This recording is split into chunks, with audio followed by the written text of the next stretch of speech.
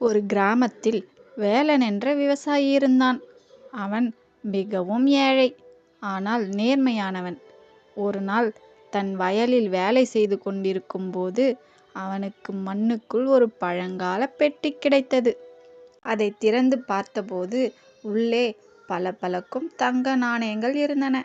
அதை பார்த்ததும் வேலனுக்கு பேராசை வந்தது.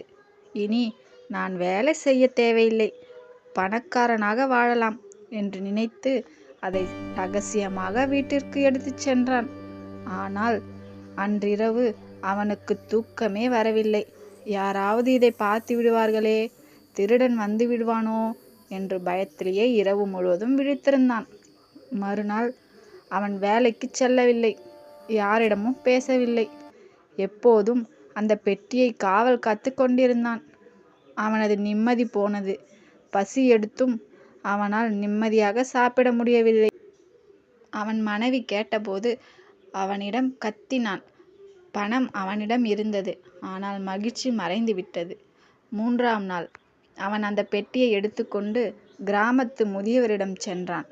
ஐயா, இந்த தங்கம் வந்ததிலிருந்து என் நிம்மதி போய்விட்டது.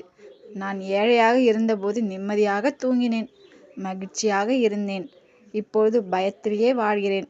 இது எனக்கு வேண்டாம் என்று கூறி அந்த நாணயங்களை அரசரிடம் ஒப்படைக்கச் சொன்னான்.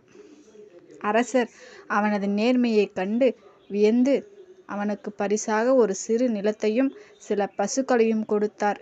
இப்போது வேலன் பயமில்லாமல் உழைத்து நிம்மதியாக தூங்கினான். நீதி: உழைத்து ஈட்டிய சிறிய செல்வமே நிம்மதியை தரும்.